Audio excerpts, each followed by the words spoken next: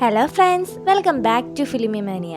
ഇന്ന് നമ്മൾ ലെസൺസിന്റെ 10ാമത്തെ എപ്പിസോഡാണ് കാണാൻ പോകുന്നത്. ഈ എപ്പിസോഡിന്റെ തുടക്കത്തിൽ തന്നെ കാണിക്കുന്നത് വൈക്കിങ്ങിനെയാണ്. വൈക്കിങ്ങിന്റെ ഉള്ളിലെ ആ ദുഷ്ടശക്തിയില്ലേ, അത് തെളിഞ്ഞു കാണുമ്പോൾ നീ എന്തിനാ എന്നോട് ഇത് ചെയ്തതെന്ന് ചോദിക്കുമ്പോൾ എല്ലാം ഞാൻ എൻ്റെ മിങ്ഷുവിന് വേണ്ടിയാണ് ചെയ്തത്, വേറെ ഒന്നും എന്നോട് ചോദിക്കില്ലെന്ന് അവൾ പറയുന്നു. അതേസമയം ലൂ നിലാവ് നോക്കി നിൽക്കുമ്പോഴാണ് യൂജിൻ അവിടേക്ക് വരുന്നത്. യൂജിൻ കണ്ടപാടെ കള്ളിന്ന് അവളെ വിളിക്കുമ്പോൾ നീ എന്നെ തെറ്റിദ്ധരിച്ചതെന്ന് ലൂ പറയുന്നു.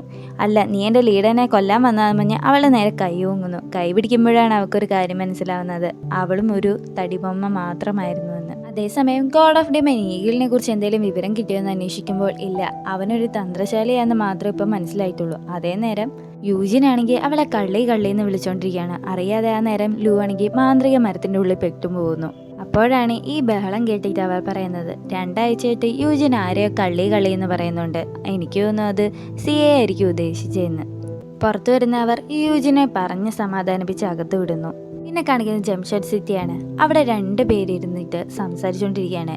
കൂട്ടുകാരാ, ഇന്നലെ നീ കണ്ടായിരുന്നു ഒരു പെൺകുട്ടിയുടെ കയ്യിൽ സ്വർഗവാളിരിക്കുന്നത്? അത് നമ്മുടെ ഗോഡ് ഓഫ് ഡീമനല്ലേ, അവൻ അവൾക്ക് വേണ്ടി പ്രത്യേകം പോയി എടുത്തു കൊടുത്തത്. ഇതെല്ലാം കേട്ടോണ്ട് സൈഡ് ക്യാൻഡിലിന് ഇരിപ്പുണ്ട്. അപ്പോഴാണ് പറയുന്നത്, ഞാൻ ഇനി കണ്ടില്ലല്ലോ അവർ വരുന്നത്. ഓ, നിനക്കല്ലേലും കാണാൻ പറ്റില്ല, അവർക്ക് ടെലിപോർട്ട് പവർ ഉണ്ട്, അതുകൊണ്ട് കണ്ണിമ ചിന്നുന്ന നേരം കൊണ്ട് അവർ എവിടെ വേണേലും അവർക്ക് പോകാം. അവരിപ്പോൾ അടുത്തുള്ള വീട്ടിൽ ഉണ്ടെന്ന് പറയുന്നു. ഇതെല്ലാം കേട്ടോണ്ട് ക്യാൻഡിലിന് അവിടെ ഇരിക്കുന്നു. അതേസമയം നമ്മുടെ സിയെ ആണെങ്കിൽ ലൂവിനെ അന്വേഷിച്ച് നടക്കുകയാണ്. പിന്നെ കാണിക്കുന്നത് ലൂവും സീമറാനും ഒന്നിച്ച് നിൽക്കുന്നതാണ്. സീമറാൻ അവളോട് പറയാണ്, നീ ഇനി ലൂവിനെ സ്വപ്നത്തിൽ കാണുവാണെങ്കിൽ എനിക്ക് വേണ്ടി അവളോട് ഒരു കാര്യം പറയാമോ? എന്താന്ന് ചോദിക്കുമ്പോൾ അത് പിന്നെ അവളോടൊന്ന് മാപ്പ് ചോദിക്കണം.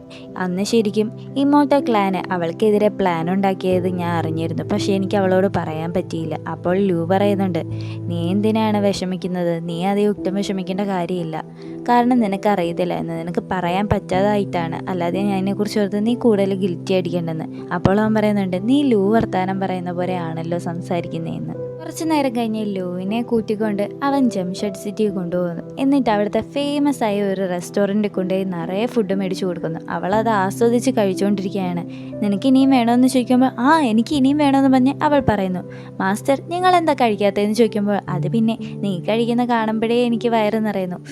ഇവൻ്റെ ലവ് ട്രാക്ക് ഒട്ടും സഹിക്കാൻ പറ്റുന്നില്ലല്ലോ എന്ന് പറഞ്ഞ് അവളിങ്ങനെ മനസ്സിൽ പറഞ്ഞുകൊണ്ടിരിക്കുകയാണ്. അങ്ങനെ അവൾ ചിരിച്ചുകൊണ്ട് തിരിയുമ്പോഴാണ് സിയെ കാണുന്നത്. ഇവളെന്ത് ഇവിടെ എന്നുള്ള ഓർത്ത്, അയ്യോ മാസ്റ്റർ, എനിക്ക് വയറ് വേദനിച്ചിട്ട് വയ്യ, മതി ഫുഡ് ഇനിയും വേണ്ട എന്ന് പറഞ്ഞ് അവൾ നേരെ വാഷ്റൂമിലേക്കാണെന്നും പറഞ്ഞ് സിയെ കാണാൻ പോകുന്നു. സിയെ കണ്ടതും, സിയ, നിങ്ങൾ ഇതുവരെ മരിച്ചില്ലായിരുന്നു, ഇപ്പോഴും ജീവനോടെ ഉണ്ടോ? ഞാൻ മരിച്ചിട്ടൊന്നുമില്ല, നിന്നോട് ആരാ പറഞ്ഞ ഞാൻ മരിച്ചെന്ന്? നീ എന്തിനാ ഇപ്പം ഇങ്ങോട്ട് വന്നേ? അത് പിന്നെ നിങ്ങളെ കാണാത്തോണ്ടേ വന്നേ, ഞാൻ എന്തായാലും ഇപ്പം വരാമെന്ന് പറഞ്ഞ് ലൂ നേരെ നമ്മുടെ ഗോഡ് ഓഫ് ഡീമൻ്റെ അടുത്തേക്ക് പോകുന്നു. അതേ മാസ്റ്റർ, ഞാനിവിടെ പുതിയതായിട്ടല്ലേ, ഞാനൊന്ന് ഇവിടെ ഒക്കെ ഒന്ന് കറങ്ങി കണ്ടിട്ട് വരാമെന്ന് പറയുമ്പോൾ നിനക്കിവിടെ പരിചയമില്ലല്ലോ, ഞാൻ നിൽക്കാമെന്ന് പറയുമ്പോൾ വേണ്ട, അഥവാ എനിക്ക് എന്തെങ്കിലും ആപത്ത് വരികയാണെങ്കിൽ നിങ്ങൾ നിങ്ങളുടെ ടെലിപോർട്ട് പവർ ഉപയോഗിച്ച് പെട്ടെന്ന് വരാമല്ലോ. എന്നാൽ ശരി, നീ ഇവിടെ നിന്നോ, പക്ഷെ ഒരു പ്രശ്നവും ഉണ്ടാക്കില്ലെന്ന് അവൻ പറയുന്നു. ശരി മാസ്റ്റർ, ഞാൻ എന്തായാലും ഉണ്ടാക്കില്ലെന്ന് പറഞ്ഞിട്ട് അവനെ പറഞ്ഞു പറ്റിക്ക് നേരെ സിയുടെ അടുത്തേക്ക് ലൂ വരുന്നു. നീ എന്തിനാ ഇപ്പം ഇങ്ങോട്ട് വന്നതെന്ന് ചോദിക്കുമ്പോൾ അത് പിന്നെ നിങ്ങളെ കാണാതായപ്പോൾ ഞാൻ ഒരുപാട് പേടിച്ചു പോയി, നിങ്ങൾക്ക് എന്തെങ്കിലും പറ്റുമോ? അങ്ങനെ അടുത്ത ദിവസം ലൂവും സിയയും സിറ്റിയിൽ കൂടെ പോകുമ്പോൾ ലൂ സിയോട് ചോദിക്കുകയാണ്, ശരിക്കും സീമറാൻ്റെ കാലിന് എന്താ പറ്റിയെന്ന്. അത് പിന്നെ അന്ന് സൗത്ത് മൂണുമായിട്ടുണ്ടായ യുദ്ധത്തിൽ അവൻ്റെ കാലിനൊരു അപകടം ഉണ്ടായി, അത് പിന്നെ അവൻ നടന്നിട്ടില്ല, ഇങ്ങനെ തന്നെയാണ്. ശരിക്കും അത് എന്നാ നടന്നതെന്ന് ലൂ ചോദിക്കുമ്പോൾ അത് നിങ്ങൾ മരിച്ച ദിവസമില്ലേ, അന്നാണ് ഈ സംഭവം ഉണ്ടായത്. എന്നിട്ട് ലീസൺ ഒന്നും ചെയ്തില്ലെന്ന് ചോദിക്കുമ്പോൾ അന്ന് ലീഡർ ആ ക്ലാനിനെ മൊത്തത്തെ നശിപ്പിച്ചു കളഞ്ഞു. അത് പിന്നെ അങ്ങനെ ഒരു ക്ലാനേ ഇവിടെ ഇല്ല. എൻ്റെ അറിവ് മൊത്തം ഇമോർട്ടൽ ക്ലാനിൽ 10 ക്ലാൻ ഉണ്ടായിരുന്നു, ഇപ്പോൾ 9 എണ്ണം മാത്രമേ ഉള്ളൂ. അന്നത്തോടെ ആ ഒരു ക്ലാൻ മൊത്തത്തെ നശിച്ചു പോയി. അന്ന് ശരിക്കും എനിക്ക് മറക്കാൻ പറ്റാത്ത ഒരു ദിവസമായിരുന്നു. പിന്നെ കാണിക്കുന്ന 5 വർഷം മുമ്പുള്ള ഒരു സംഭവമാണ്. അതിലാണെങ്കിൽ നമ്മുടെ ഇമോർട്ടൽ ക്ലാനാണ് കാണിക്കുന്നത്. ഇമോർട്ടൽ ക്ലാനിൽ അവർ പറയാണ്, ഈ ലീസൺ ഇവനിപ്പോൾ എവിടുന്ന് വന്നതാണ്, അവൻ എത്ര ധൈര്യം ഉണ്ടായിട്ടാണ് നമ്മുടെ ഇമോർട്ടൽ ക്ലാനെതിരെ യുദ്ധം ചെയ്യുന്നത്. സാധാരണ എല്ലാവരും യുദ്ധം ചെയ്യുന്നതിന് മുമ്പ് അവർക്കൊരു വാർണിംഗ് കൊടുക്കാറുണ്ട്, ഇവൻ അതുകൂടി ചെയ്തിട്ടില്ല. ഇവനാണെങ്കിൽ ആ സൗത്ത് മൂണിനെ മൊത്തത്തെ നശിപ്പിച്ചു കളഞ്ഞു. ഇവനെ എന്തായാലും എതിർക്കാൻ നമ്മളെ കൊണ്ട് ഇപ്പോൾ കഴിയില്ല, കാരണം അന്ന് കല്ലാട ദ്വീപിൽ നടന്ന യുദ്ധത്തിൽ നമ്മുടെ കൂട്ടത്തിലുള്ള കുറേ പേര് മരിച്ചിരിക്കുന്നു. അതുകൊണ്ട് തന്നെ നമുക്കിനി അവനുമായിട്ട് ഒരു യുദ്ധവും ചെയ്യാൻ കഴിയില്ല എന്നും പറഞ്ഞ് നമ്മൾ വെറുതെ ഇരിക്കണമെന്നല്ല. എന്തായാലും ഇപ്പോൾ ലൂ മരിച്ചെന്നാണ് പറയുന്നത്.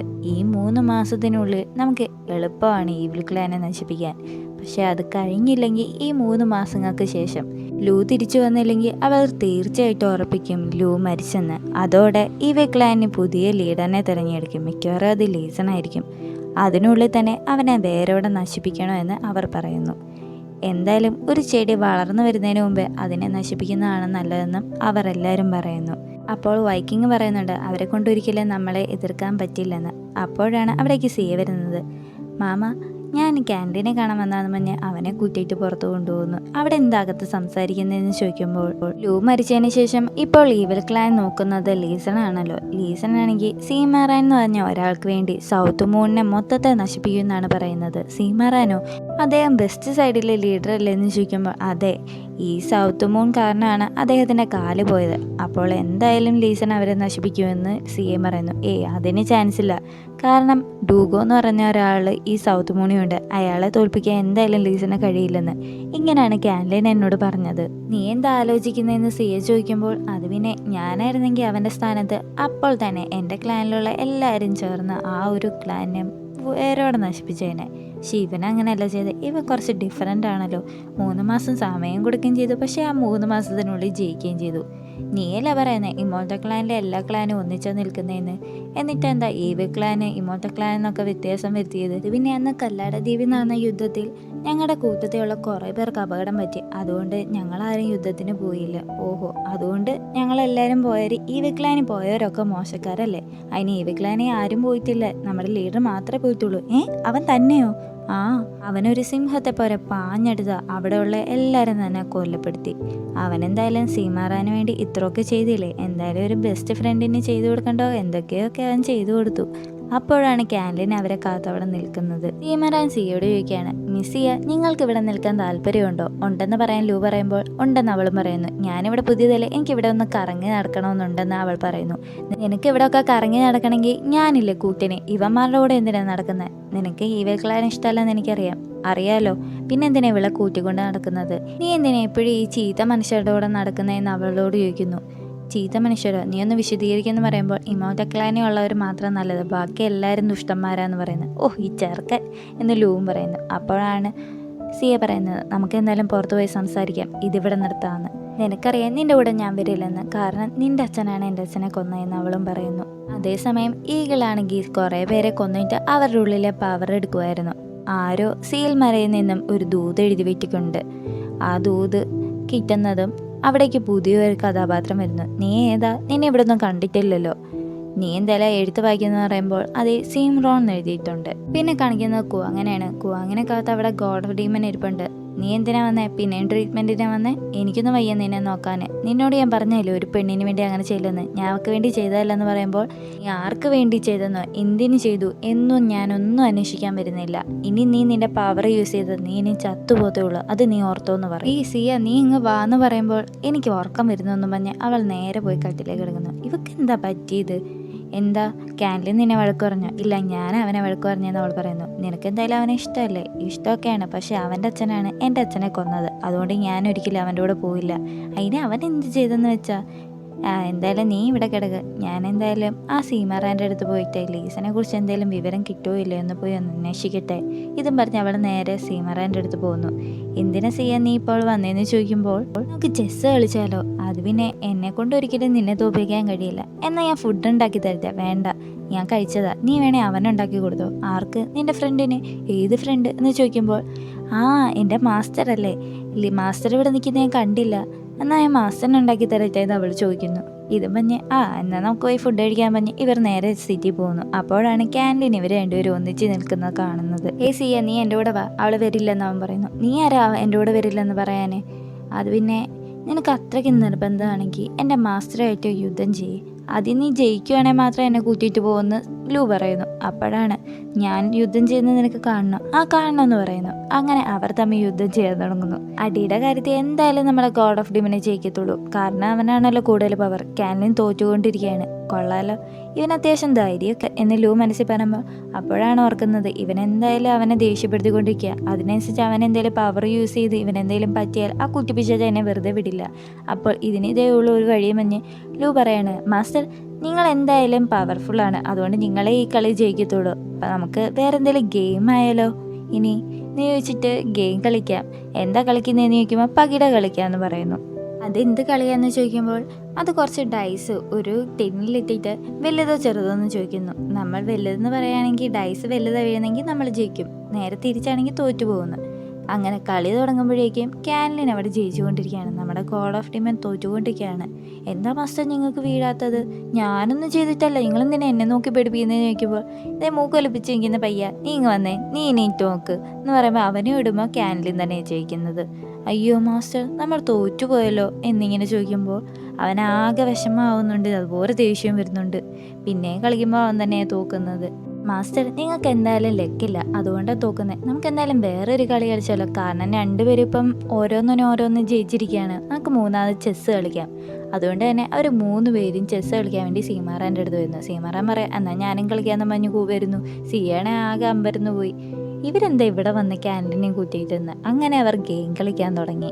കളിയുടെ തുടക്കത്തിൽ തന്നെ സീമറാൻ പറയുന്നുണ്ട്, കരിക്കൾ നോക്കി കണ്ട് മാത്രമേ മുന്നോട്ട് നിൽക്കാവുള്ളൂ. ഒരു കരി തെറ്റുവാണെങ്കിൽ നീ ഇത് തോക്കും, തോറ്റു കഴിഞ്ഞാൽ പിന്നെ നീ വഴിക്കായി വരല്ലേ, ഒരിക്കലും സിയെ കാണാൻ വരരുതെന്ന്. ഞാൻ ഉദ്ദേശിച്ച കരുവല്ല ഞാൻ നീക്കിയത്, അതുകൊണ്ട് തന്നെ ഞാൻ തോറ്റു. അപ്പോൾ ഗോഡ് ഓഫ് ഡിമൻ പറയാണ്, വിധി എന്ന് പറയുന്ന ഒന്നുണ്ട്. മനുഷ്യന്മാരൊക്കെ പറയുന്നത് അവർ വിചാരിക്കുന്നത് അവർ നടത്തിയിരിക്കുമെന്ന്, പക്ഷെ അങ്ങനെ ഒരിക്കലും നടക്കണമെന്നില്ല. നീ എന്തായാലും തോറ്റു, ഇതിൽ നിന്നും പോന്നു പറഞ്ഞ് അവനെ അവിടെ നിന്നും പുറത്താക്കുന്നു. മാസ്റ്റർ, നിങ്ങൾക്ക് വിധിയെക്കുറിച്ച് വലിയ വിശ്വാസമൊന്നുമില്ലല്ലോ, പക്ഷേ ഏതോ ഒരു വിധി കാരണം നിങ്ങൾ ഈവിൽ ക്ലാനിലെ ലീഡറായി. അതുപോലെ ഒരു വിധിയാണ് ഇനിയും ഗെയിം ജയിച്ചത്.